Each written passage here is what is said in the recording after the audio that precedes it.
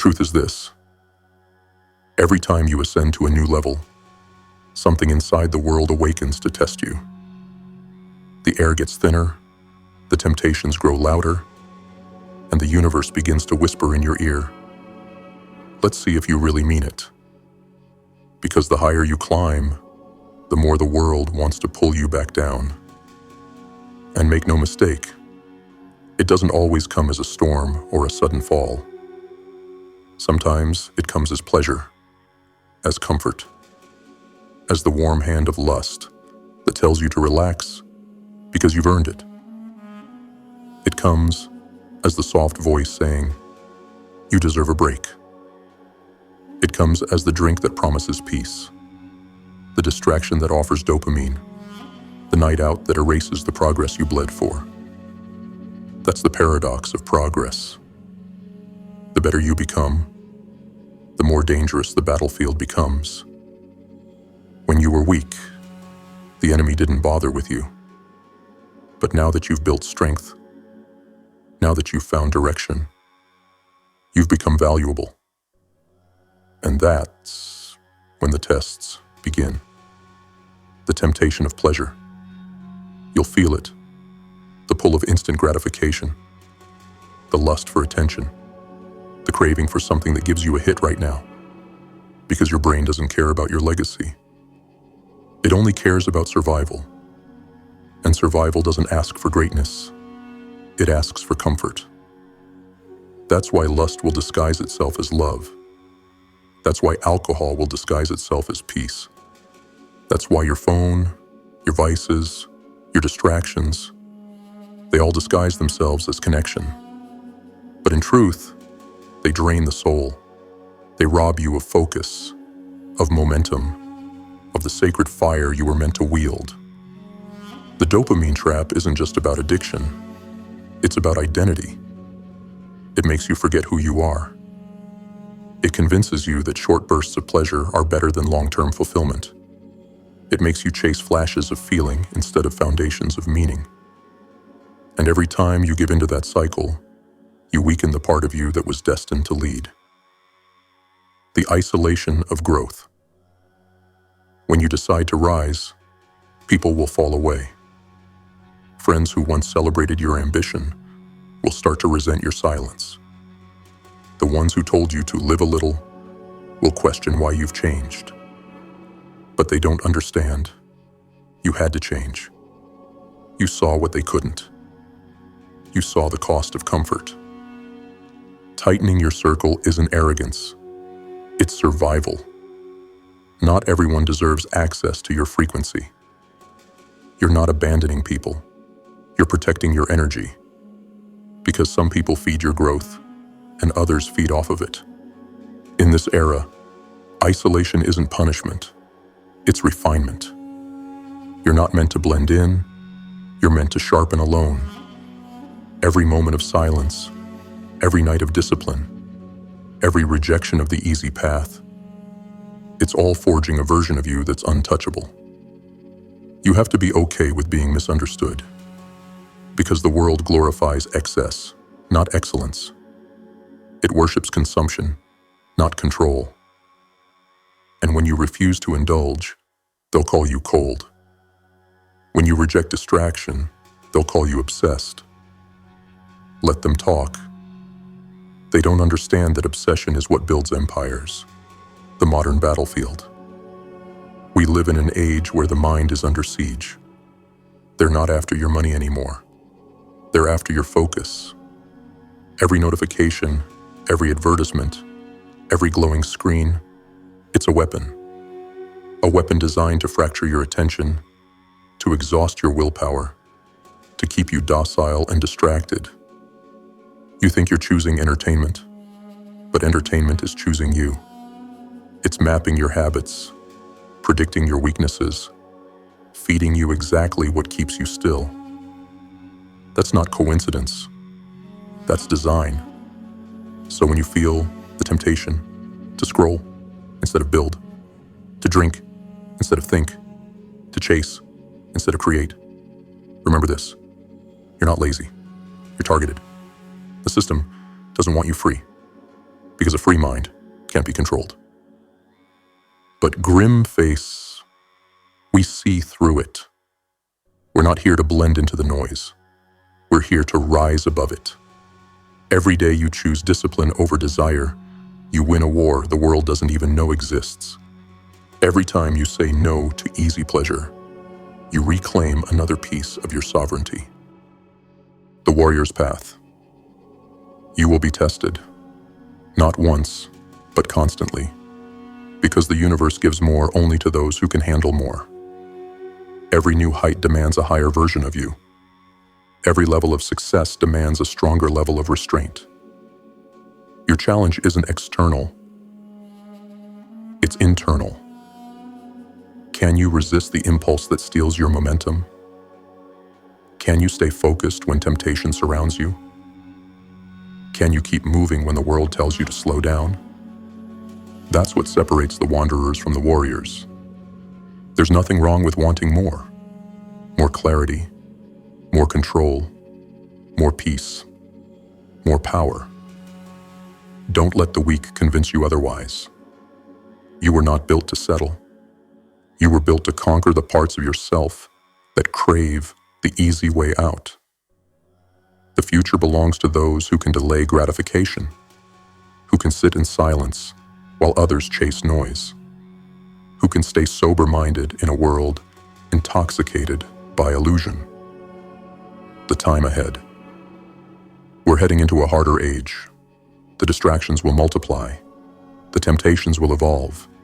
The weak will fold under pressure. But those who stand their ground, those who master their impulses and walk with intent, they will own the next era. You're not wrong for wanting more. You're not wrong for saying no. You're not wrong for protecting your energy or demanding higher standards for your life. GrimFace stands with you, not as a savior, but as a reminder that there is still a tribe of warriors who crave mastery over mediocrity, who would rather live disciplined than die distracted, who see through the mirage and choose the mountain anyway. You will be tested. You will be tempted. But if you stay the course, the fire within you will burn hotter than anything the world can offer. You are not alone in this war. You are evolving in it. Keep rising. Keep resisting. Keep becoming the version of yourself that nothing and no one can destroy. Step 1. Guard your mind like a fortress. The war for your destiny begins inside your own skull. Before you ever step into the physical world, the battle has already begun within the unseen. Your thoughts, your impulses, your focus. That's where victory or defeat is decided. You can have talent, intelligence, and ambition, but if your mind is left unguarded, you'll become a slave to every distraction that passes by. In this era, your mind is the most valuable currency in existence. Corporations fight for it. Algorithms are built to hijack it. Lust, alcohol, and dopamine-driven distractions are the weapons they use, not to kill you quickly, but to dissolve your focus slowly, day by day, until you no longer remember who you were trying to become. Every notification, every indulgent video, every quick escape is a carefully engineered injection meant to pull your attention away from your mission. When you guard your mind, you're no longer an easy target. You stop being predictable.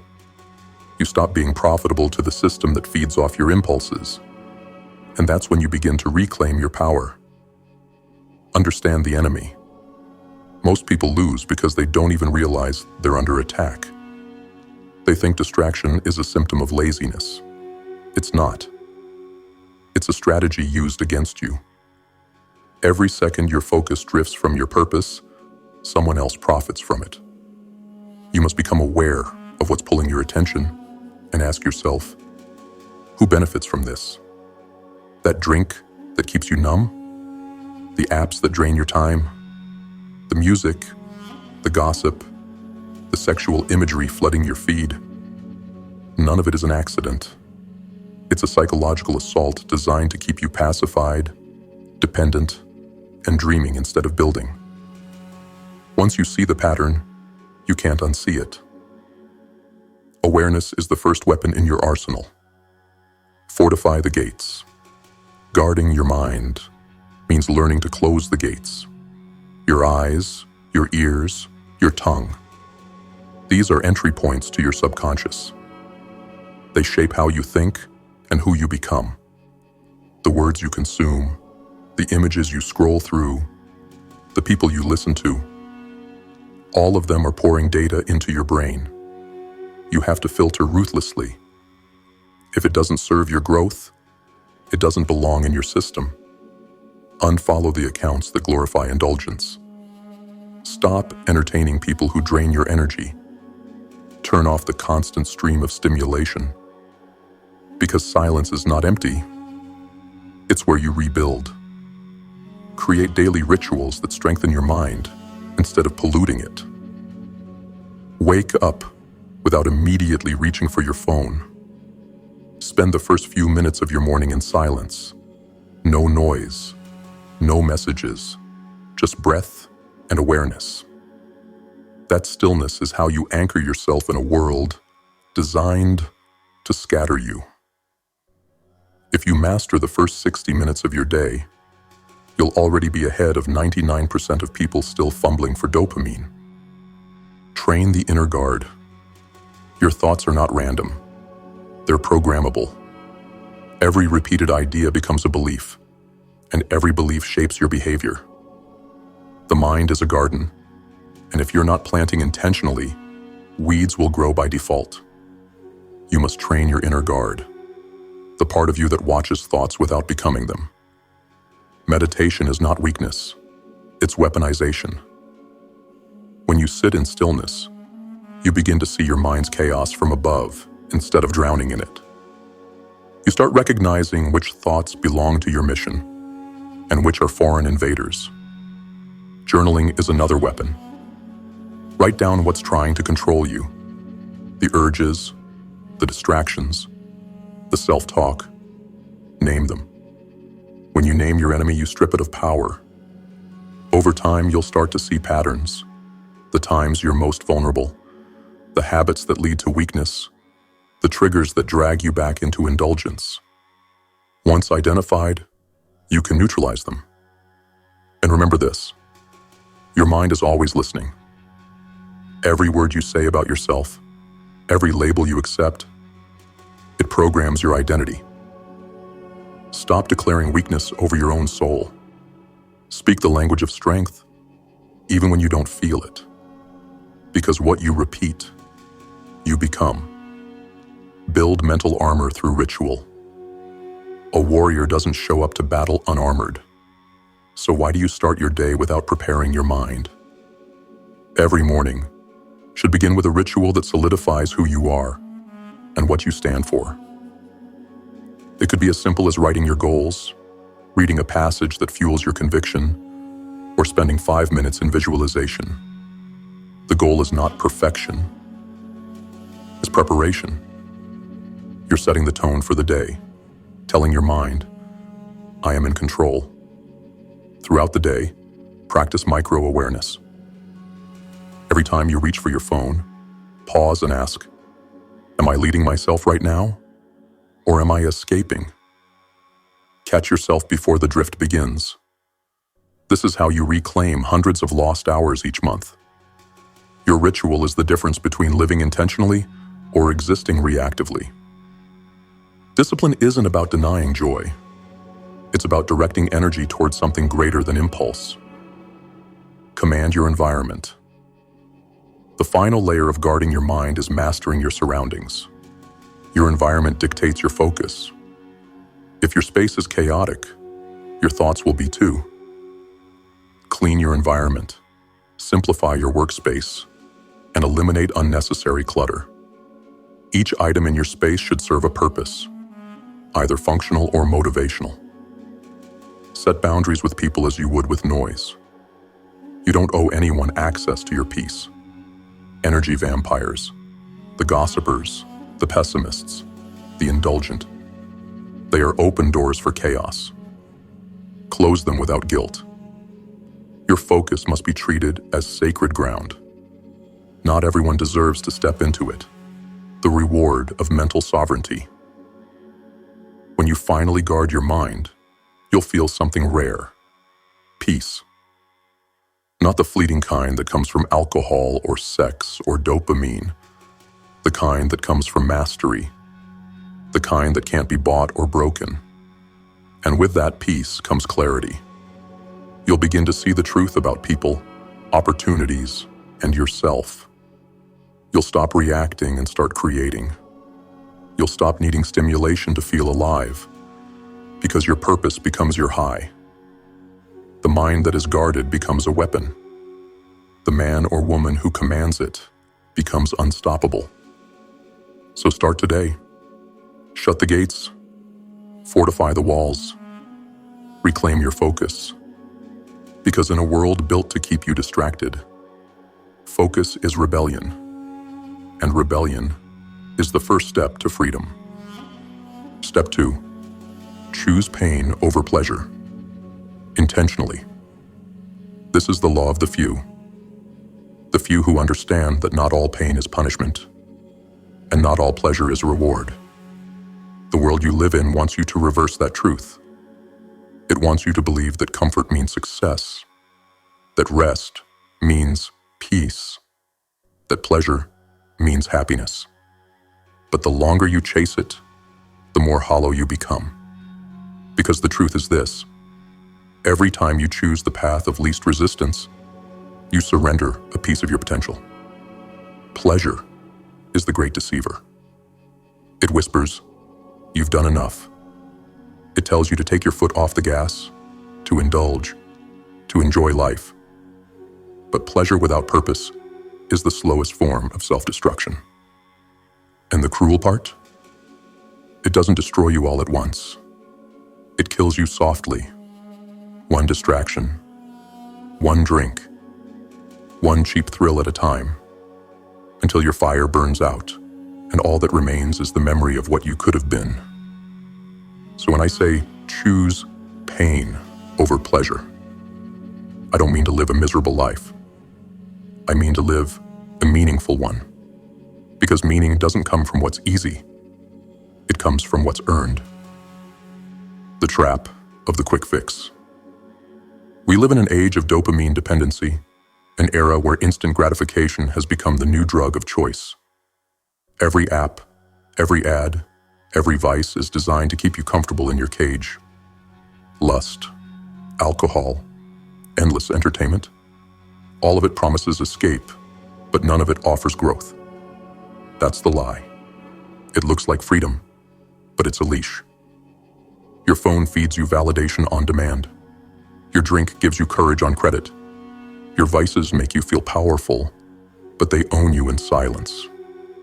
You don't see the bars of the prison because they're invisible, built from chemicals and habit loops that keep you chasing what never fulfills you. And that's how most people die. Not from failure, but from comfort. They never feel the need to fight because the world keeps feeding them just enough pleasure to forget how empty they are. But you're different. You've seen through it. You felt the emptiness that follows indulgence. You felt the sickness that comes when you know you are made for more, but keep settling for less. That's your call to arms. That's the moment you awaken. The discipline of denial. Choosing pain means mastering denial, not because you hate yourself, but because you respect your destiny. Every no you say to temptation is an act of rebellion against the system trying to weaken you. When you deny the lust that tries to enslave your focus, you strengthen your clarity. When you refuse the drink that numbs your mind, you sharpen your perception. When you turn down the easy escape, you fortify your willpower. The pain you feel in those moments, that hunger, that restlessness, that burning, it's not suffering. It's refinement. It's your old self dying so your higher self can rise. Every craving is an invitation to evolve. Every temptation is a mirror showing you where your weakness still lives. And the only way to overcome it is to face it head on. Don't suppress it. Don't run from it. Observe it. Own it. Command it. You're not fighting the world. You're fighting the urge within you to settle. The subtle poison of lust. Lust is not just physical, it's psychological. It's the desire for instant reward, the need to feel powerful without putting in the work. It's the illusion of connection without commitment. It feeds on fantasy and leaves you hollow. The more you indulge, the more you need, and the less you feel. It consumes your focus, your energy, your time. The same energy you could have used to build your empire, your strength, your purpose. The truth is, lust doesn't want your pleasure. It wants your power. And once you realize how much energy you've lost to empty indulgence, you begin to understand why discipline feels divine. Because when you take control of your urges, you don't lose anything. You gain yourself back. When your energy is no longer being drained by base desires, it transforms into something sacred. Drive, clarity, ambition, purpose. You become dangerous again, the kind of dangerous that terrifies mediocrity. The false peace of alcohol and escape. Alcohol doesn't bring peace. It silences your pain for a moment and multiplies it later. It replaces your discipline with decay and your ambition with apathy. It makes you forget the weight of your potential. And that's exactly why it's glorified. Because a population that drinks away its dreams will never rise against the system that keeps them numb. The same goes for every other escape. The late nights of distraction, the endless entertainment, the meaningless relationships. They all steal your fire in exchange for temporary comfort. And the world will call that living. They'll tell you to enjoy the moment. But what they won't tell you is that the moment is how they trap you. The warrior enjoys the present without abandoning the mission. He knows that every instant of pleasure must be earned, not chased, because when you earn it, it strengthens you. When you chase it, it owns you. Pain as purification. Pain is not your enemy. It's your guide. It's the alarm that tells you when you're slipping, the forge that shapes you into something sharper. Every great transformation is preceded by discomfort. Every new level demands that something in you burns away. When you learn to embrace pain intentionally, you take back the power the world tried to steal. You stop running from the burn of effort, the sting of discipline, the weight of responsibility. Instead, you seek it, because you understand that growth hides inside it. You start to crave the mornings you don't want to wake up, because you know that getting up anyway is victory. You start to enjoy the hunger, because it means you're not feeding the same habits that used to destroy you. You start to see pain as sacred, because it reminds you that you're still alive, still climbing, still in the fight. The transformation of desire. Eventually, something powerful happens. You stop needing to choose pain over pleasure. Pain becomes your pleasure, because you've reprogrammed what satisfaction means. The world can't seduce you anymore, because you've tasted something deeper than dopamine. Direction. Your drive becomes your drug. Your vision becomes your high. Your discipline becomes your peace. And when that happens, you walk through the same temptations that used to control you and feel nothing but calm. You see through them. You know they can't give you anything lasting. You've transcended their pull. That's the moment you become untouchable. Final truth. There is nothing wrong with pleasure, but unearned pleasure will always cost more than it gives. The wise learn to delay it, to control it, to earn it. The fool spends his life chasing it and calls the chase freedom. When you learn to choose pain intentionally, the pain of focus, the pain of solitude, the pain of discipline, you're not losing comfort. You're trading it for power. You're building a foundation the world cannot shake. And while the masses drown in cheap satisfaction, you'll be standing in silence, clear, centered, dangerous, with eyes locked on something far greater than the next hit of dopamine. That's when you'll understand the truth. Pain doesn't weaken you. Pleasure does. Pain refines you. Pleasure distracts you. And when you master both, you become unstoppable. Step 3. Tighten your circle. Elevate through isolation. There comes a point on your journey when solitude stops feeling like a punishment and starts feeling like a privilege.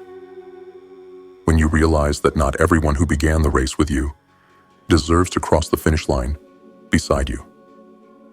Growth demands sacrifice, not just of comfort and pleasure, but of people. And that's the part no one prepares you for. You see, when you begin to rise, when your mindset sharpens and your habits change, you start to see the cracks in your circle. You notice the ones who only call when they need something, the ones who cheer when you're struggling, but go silent when you're winning. You notice how the conversations that once entertained you now drain you. The laughter feels hollow. The nights out feel repetitive. The old patterns start to taste like poison. That's not arrogance. That's evolution. You're not too good for them. You've simply outgrown the vibration of stagnation. And they can't understand it because they haven't felt it yet. You're not abandoning anyone. You're saving yourself. The hidden cost of loyalty. Loyalty is a noble trait until it becomes your downfall. We're conditioned to feel guilty for outgrowing people. We tell ourselves that we owe them our time because of the past we shared. But loyalty without alignment is self-sabotage. If someone no longer feeds your growth, they're feeding your decline. It's that simple. Every conversation that drags you backward is an anchor disguised as friendship. Every relationship built on comfort instead of purpose becomes a slow leak in your energy tank. You cannot build a disciplined life around undisciplined people. You cannot create greatness in an environment that glorifies mediocrity. And the moment you realize this, your path becomes clear. Tighten your circle, even if it leaves you standing alone. Because sometimes solitude is the only environment where you can hear the whisper of your higher self again. The energy economy. Everything in life is an exchange of energy. And most people are running at a deficit. They give their focus to gossip, their attention to noise, their empathy to those who refuse to change. Then they wonder why they're exhausted, unmotivated, or confused about their purpose. Energy is currency. Spend it like your future depends on it, because it does. Every person in your circle is either an investor or a debtor to your growth. Some will amplify your fire, others will drain it drop by drop. Audit your relationships with brutal honesty. After you spend time with someone, ask yourself, do I feel recharged or depleted? If your energy consistently drops around them, that's not chemistry. That's corrosion. You owe no one unlimited access to your mind, your time, or your peace.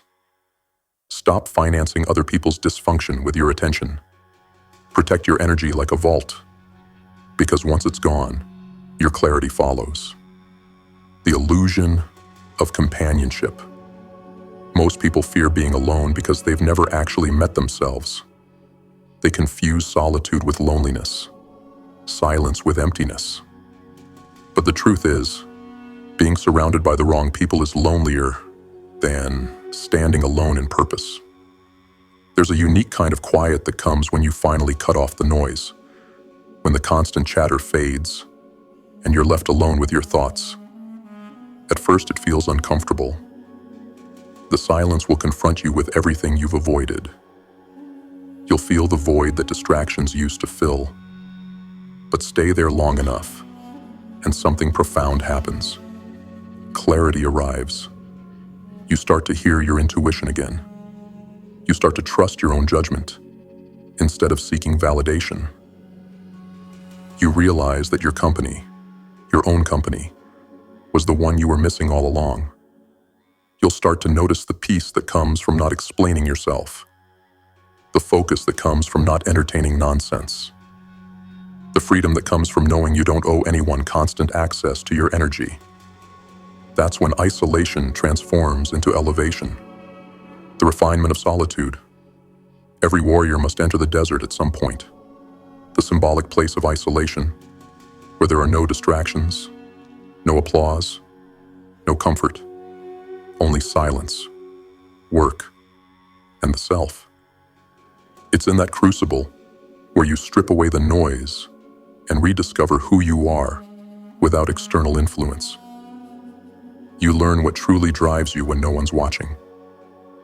You learn which dreams are yours and which were implanted by others. You learn the sound of your authentic voice, and it's louder than you ever imagined. This phase of solitude is where focus becomes sacred. You stop scattering your attention across dozens of shallow interactions and start channeling it into your purpose, like a laser beam. You start seeing through manipulation, through fake friendships, through the subtle ways people project their limitations onto you. The silence becomes your sanctuary. The grind becomes your prayer. And you begin to understand why isolation is not punishment. It's initiation.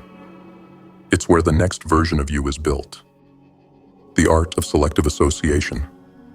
Eventually, you won't have to cut people off. They'll remove themselves naturally. Your consistency will make them uncomfortable. Your progress will mirror their procrastination. Your focus will expose their distraction. They'll distance themselves, and that's fine. Let them go. From that point forward, be intentional about who you let in. Choose people whose goals scare them, whose discipline inspires you, whose integrity matches their ambition. People who talk more about solutions than problems, more about vision than victims. One aligned ally is worth more than 1,000 acquaintances. Find the ones who want to build, who want to evolve, who understand that iron sharpens iron, and that friction isn't conflict, it's growth. The right people will never be intimidated by your hunger. They'll feed it. How to practice this daily. Audit weekly. At the end of each week, reflect on the people you interacted with. Who inspired focus? Who disrupted it? Who drained your energy the most? Adjust accordingly. Guard access. Don't be available to everyone at all times. Time and presence are earned. Learn to say, "Not today," without guilt. Choose silence over small talk. If conversation doesn't bring value, it brings noise. You owe yourself peace more than you owe others entertainment. Celebrate the few. When you find someone who shares your vision, hold them close. Show gratitude. Real ones are rare. Seek environments that challenge you. The gym, the office, creative spaces, or simply solitude. Stay around things that push you higher. These aren't restrictions. They're protections. The warrior's truth. As you rise, your circle will shrink, but your peace will expand. The noise will fade, but your focus will sharpen. You'll lose people, but you'll find yourself. And when you finally look around, you'll notice something. The few who remain are not just friends. They're warriors. They understand the mission. They respect the silence. They honor the struggle. So don't fear isolation. Don't cling to what's decaying. Let the old world fall away, because you cannot build a higher life surrounded by those still defending the lower one. Walk alone if you must, because the path of solitude doesn't mean you're without support. It means you've chosen the company of your higher self over the approval of the crowd. And when you emerge from that isolation, you'll carry a power that no one can take, because it was forged in silence, tempered by solitude, and strengthened by truth. That is how warriors ascend, alone first, and then unbreakable. Step 4. Build systems of discipline that outlast emotion. Emotion is fleeting. Discipline is eternal. This is one of the most brutal lessons you'll ever face on your path. The realization that success doesn't care how you feel. The world rewards consistency, not mood swings. Your future doesn't bend to your comfort. It bends to your systems. Most people never reach mastery because they build their lives around how they feel in the moment, not what they've decided to become. They work hard when they're motivated, then disappear when they're tired. They chase dreams in bursts of inspiration, but crumble when pressure mounts. They confuse emotional excitement with purpose, and when that excitement fades, so does their effort.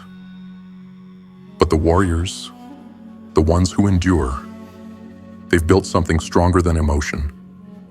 They've built systems that hold them accountable, systems that function even when motivation dies, systems that transform discipline from a chore into a way of life. You can't control your feelings, but you can control your structure. And once your structure becomes stronger than your moods, your victory becomes inevitable. Why? Systems matter more than motivation. Motivation is the spark. Systems are the fire that keeps burning long after the spark is gone. Every new goal starts with excitement, the rush of possibility, the fantasy of success. But excitement is a liar. It fades when reality demands sacrifice. It dies when results are slow. That's when most people quit. Systems are what carry you through that valley. They make progress non-negotiable. They remove the need to feel like it. When you have a system, you don't rely on motivation. You rely on protocol. You don't ask, "Do I want to?" You simply say, "This is what I do." Your brain is wired for efficiency, not excellence. It wants to conserve energy, to default to habit. If you don't build the habits consciously, they'll build themselves unconsciously. And that's how mediocrity becomes a lifestyle. Systems are how you take back control of your default settings. The disciplined aren't superhuman, they're strategic. They've designed their environment, their schedule, and their habits. So success becomes automatic. Emotion is a terrible master. Emotion will lie to you. It will tell you to sleep in when you should rise. It will tell you to drink when you should reflect. It will tell you to rest when you haven't earned it yet.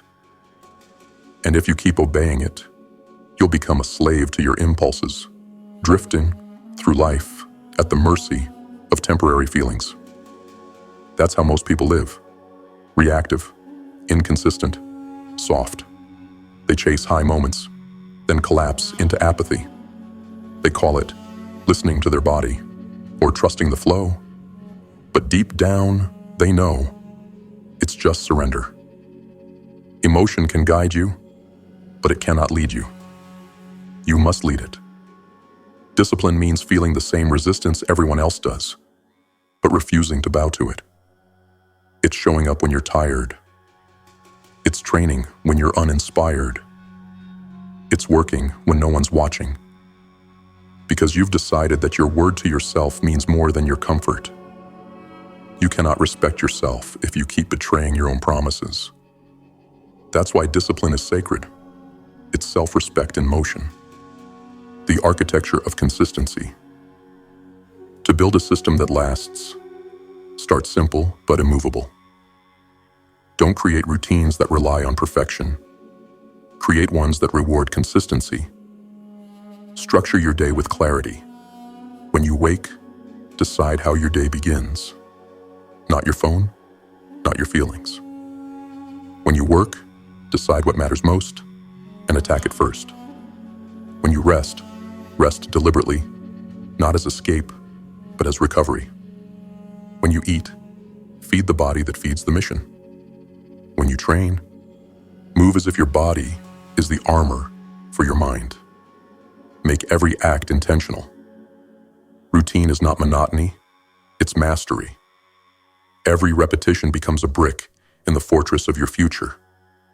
You're not just completing tasks, you're constructing identity. Your schedule is not a prison, it's a path. The tighter it is, the freer you become. Because freedom without discipline is just chaos with better lighting. Design the battlefield.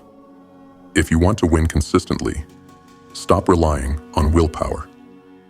Design your environment to make discipline the default. Remove friction from good habits. Add friction to bad ones. Want to read more? Keep the book on your desk, not hidden in a drawer. Want to train daily? Lay out your gym clothes the night before. Want to stop drinking? Don't keep alcohol in your house. Your environment should reflect your priorities. Every object around you either aids your progress or obstructs it. There's no neutrality. And remember, systems are not just physical. They're digital, emotional, and mental. Your phone, your workspace, your notifications, all of them can be engineered to serve your purpose or sabotage it. The disciplined don't fight their environment. They command it. Create rituals that anchor your identity. Your habits are reflections of who you believe you are. If you identify as someone who tries to stay disciplined, you'll keep trying. But when you become the person who is disciplined, your behavior follows naturally. That's why rituals matter. Rituals are symbolic acts that remind your mind who's in charge. The way you wake up, the way you eat, the way you start your work. Every pattern can reinforce your identity. A morning cold shower becomes a declaration. I do what must be done. A nightly reflection becomes a reminder. I am still improving. A consistent workout becomes a promise. I am the weapon. These rituals aren't random habits. They're identity scripts. They reprogram your subconscious through repetition. And over time, you stop needing to convince yourself to do hard things. It simply becomes who you are. Eliminate randomness. Embrace precision. Randomness is the enemy of greatness. You cannot master what you do not measure. Track your progress. Keep a written record of your actions, not for vanity, but for awareness. Your system should be visible, repeatable, and measurable. Know how many hours you dedicate to growth. Know where your time is being stolen. Know which habits yield results and which drain them. This isn't obsession, it's ownership. You cannot command what you don't observe. Build a system that feels like a machine, cold, efficient, unyielding, but power it with purpose. That's the paradox of the disciplined mind.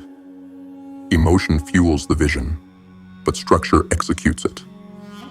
The pain of structure versus the cost of chaos. People fear structure because it feels restrictive, but freedom without boundaries is what keeps them lost. Structure gives shape to freedom. Without it, you drift. Without it, your dreams stay dreams.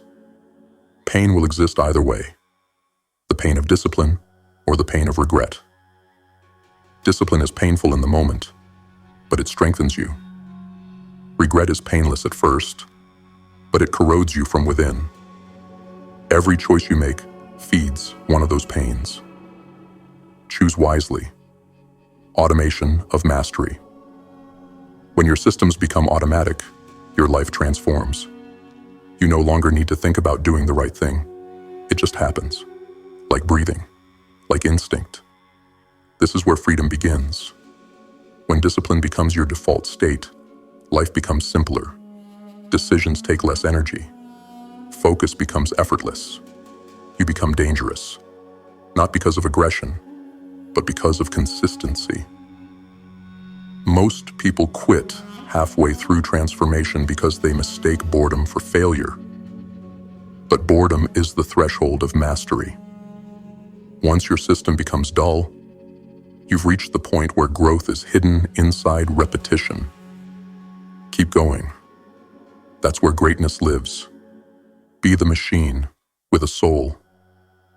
A machine doesn't ask for motivation. It just executes. But the warrior machine has something greater. Purpose. Your purpose gives meaning to the grind. It makes your system sacred. It turns repetition into ritual and routine into revolution. When you're tired, your system carries you. When you're uninspired, your structure sustains you.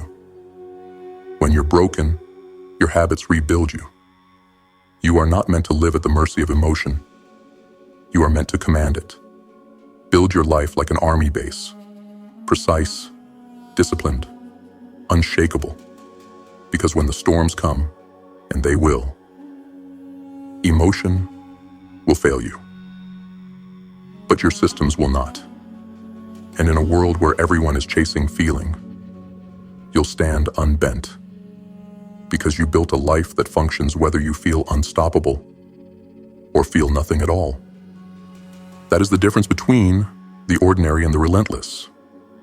That is how warriors are made, not through bursts of passion, but through systems of precision that never sleep. Step 5.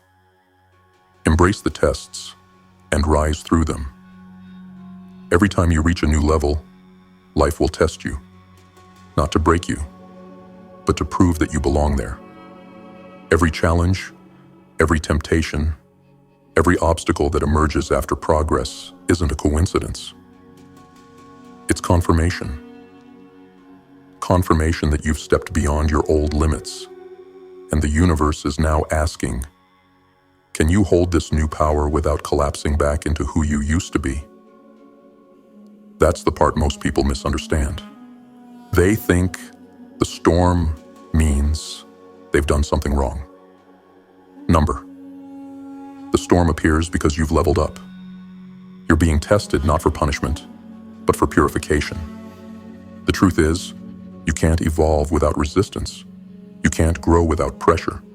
You can't claim strength without being tempted by weakness. Every trial that enters your life is a mirror, reflecting whether you've truly mastered the lesson or just memorized it. Tests are proof of progress. If your life has suddenly become harder, it's because you've entered new terrain. The universe doesn't test the idle. It tests the initiates, those who dare to rise. Every test reveals your threshold. It shows you where your discipline still fractures, where your ego still clings, where your emotions still control you.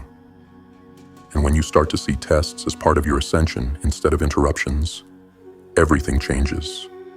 You stop asking, why is this happening to me? And you start saying, what is this teaching me? When lust tempts you, it's testing your control.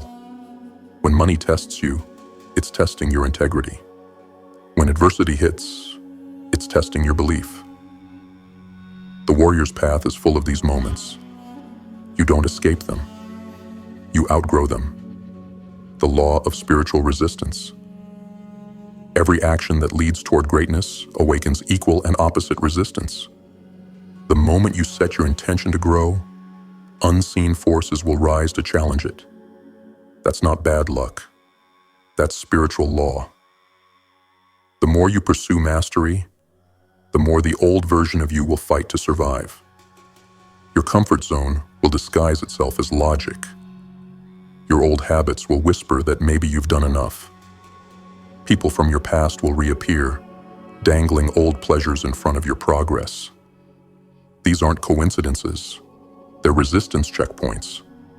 Every one of them asks, do you still want this? Do you still believe in your mission enough to endure the friction?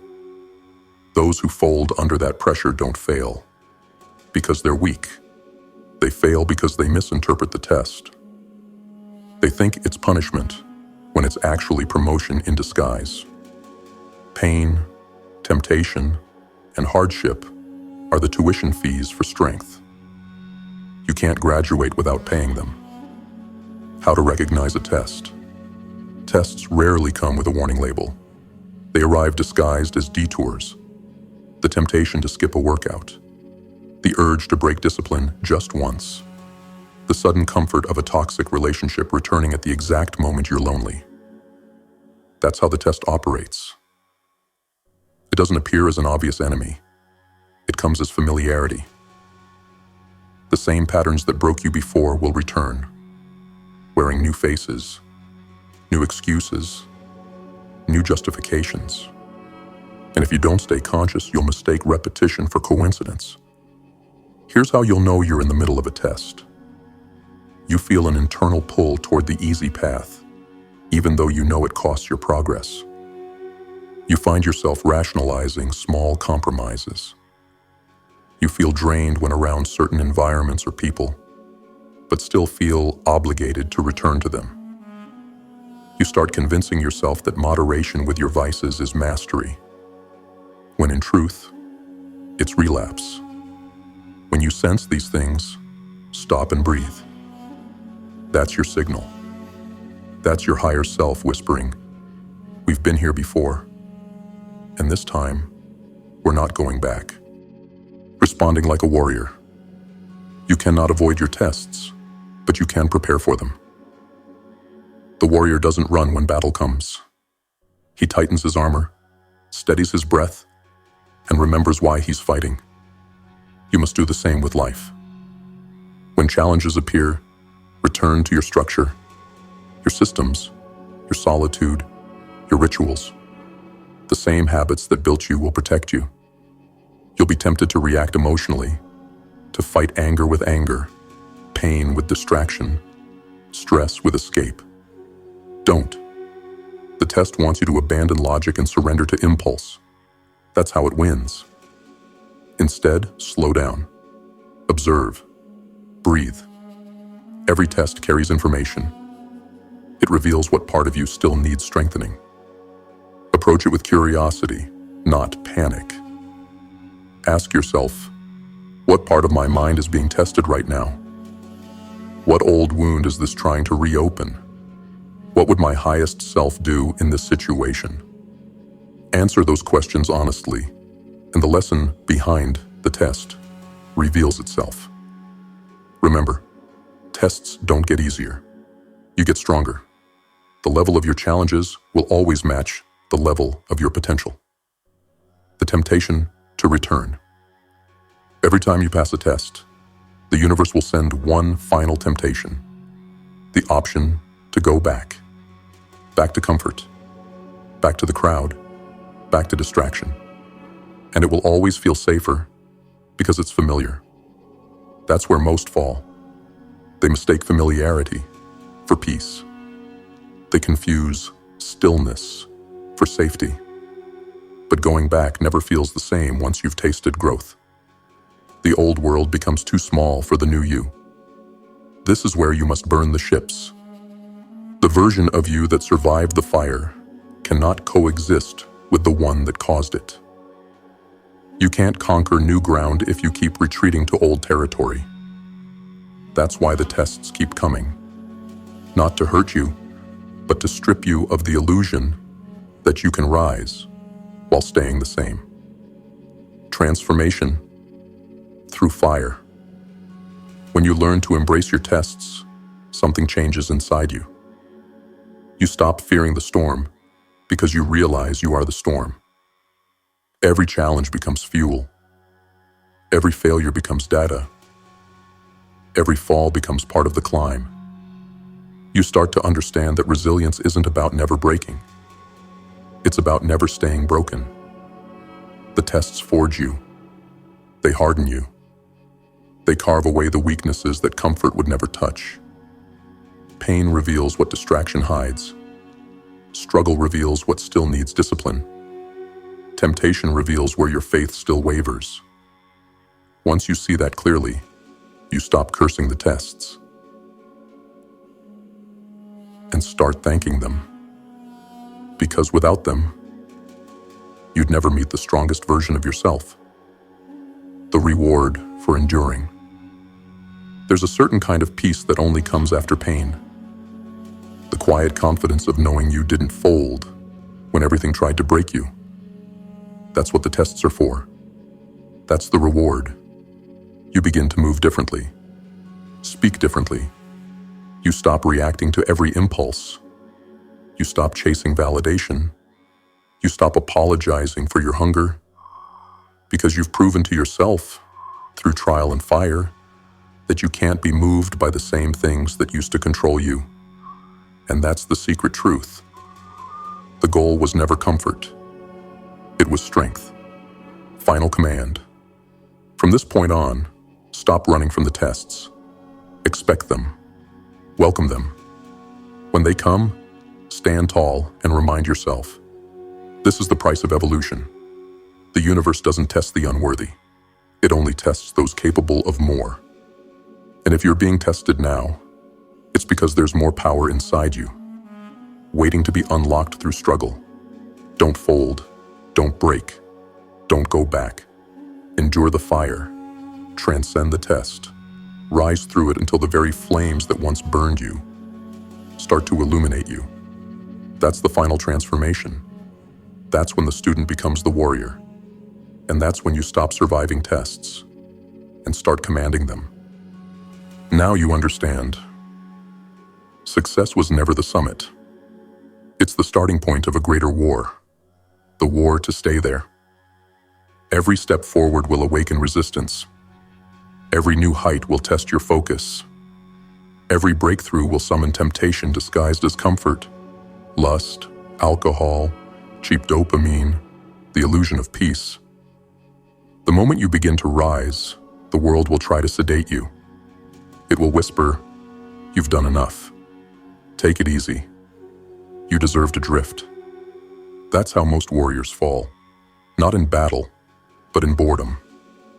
They don't die from struggle. They rot from indulgence. But not you. You've seen through the mirage. You've learned that comfort is the assassin of potential. You've learned that solitude is sacred, not lonely.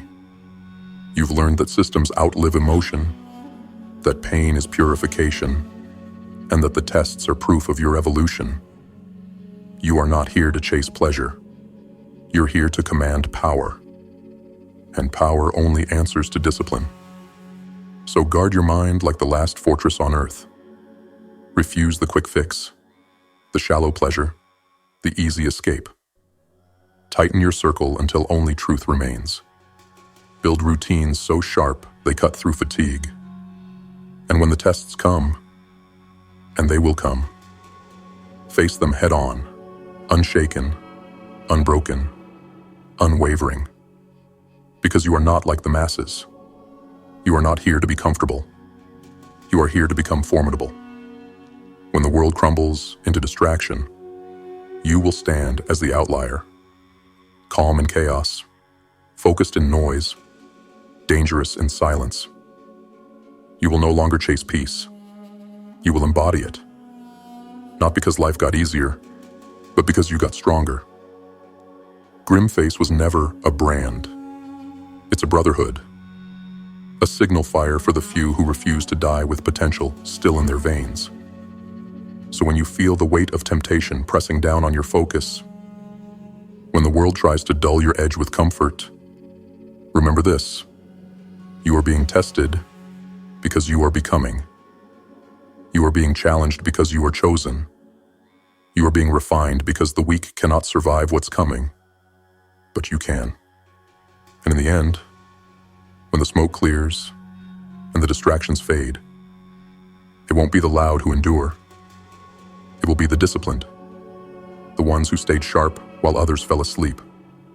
the ones who fought for their mind, their focus, their purpose. That's who you are now. That's who you've always been becoming. Keep your fire, guard your mind, reject the noise, and rise through the tests until the storm itself begins to bow in your presence.